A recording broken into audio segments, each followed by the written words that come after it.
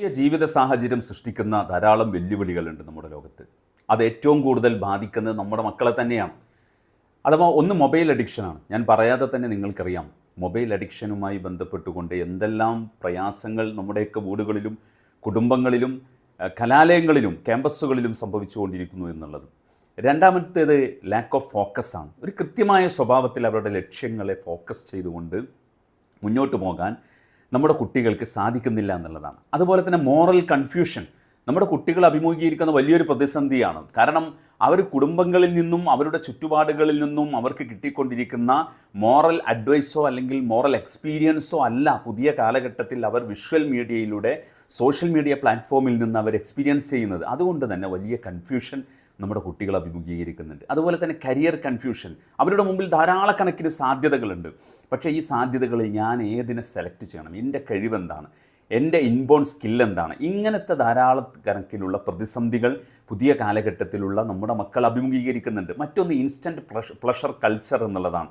വളരെ പെട്ടെന്ന് അവർക്കെപ്പോഴും happiness, dopamine ഉണ്ടാകാൻ അതിനുള്ള മാർഗങ്ങൾ, അതിന് ഏത് മാർഗങ്ങൾ സ്വീകരിച്ചാലും വേണ്ടില്ല അതിലേക്ക് പോകണം എന്നുള്ള സ്വഭാവത്തിലുള്ള ഒരു ത്വരയാണ് നമ്മുടെ കുട്ടികളിൽ വന്നുകൊണ്ടിരിക്കുന്നത്. ഇത്തരത്തിലുള്ള ഈ പ്രശ്നങ്ങളുടെ എല്ലാം ആകത്തുകയായി ഡിപ്രഷനും ആങ്സൈറ്റിയും ഒക്കെ നമ്മുടെ കുട്ടികളെയും ബാധിച്ചുകൊണ്ടിരിക്കുന്നുണ്ട്. ഇതെല്ലാം നമുക്ക് പരിഹരിക്കാൻ സാധ്യമാകണമെങ്കിൽ മെൻറ്ററിങ്ങിലൂടെ നമ്മുടെ കുട്ടികളുടെ ജീവിതത്തെക്കുറിച്ചുള്ള കാഴ്ചപ്പാടും സമീപനങ്ങളും ആറ്റിറ്റ്യൂഡും എല്ലാം മാറ്റം വരുത്താൻ ഒരു നല്ല മെൻറ്ററിങ് സിസ്റ്റത്തിലൂടെ നമ്മുടെ കുട്ടികളെ കൊണ്ടുപോകാൻ കഴിയണം.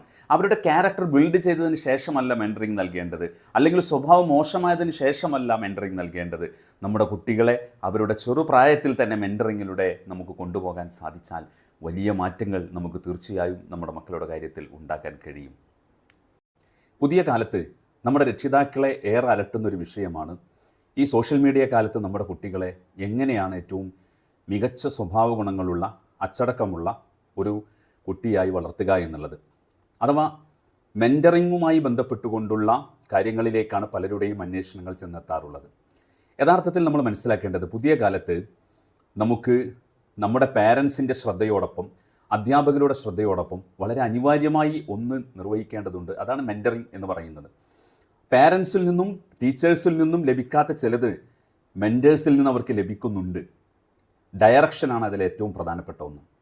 അഥവാ ധാരാളം ഇൻഫർമേഷൻസ് നമ്മളെ കുട്ടികൾക്ക് ലഭിക്കുന്നുണ്ട്, പ്രത്യേകിച്ച് സോഷ്യൽ മീഡിയയിൽ നിന്ന് അവർ കാണുന്നതും കേൾക്കുന്നതും ഒക്കെ ആയിട്ടുള്ള കാര്യങ്ങൾ. അതിൽ ഗുണപരമായ കാര്യങ്ങളുണ്ട്, എന്നാൽ ദ്രോഹകരമായ കാര്യങ്ങളുമുണ്ട്. അതുകൊണ്ട് അത് മാറ്റി നിർത്തുക എന്നുള്ളത് പുതിയ കാലത്ത് ഒരിക്കലും സാധ്യമാകുന്ന ഒന്നല്ല.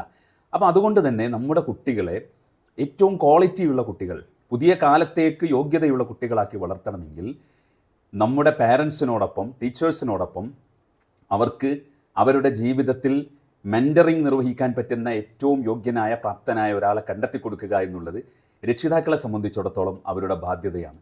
മെൻറ്ററിങ് എന്നതിലൂടെ വലിയ മാറ്റങ്ങൾ നമ്മുടെ കുട്ടികളിൽ യഥാർത്ഥത്തിൽ ഉണ്ടാക്കിയെടുക്കാൻ സാധിക്കുന്നതാണ്.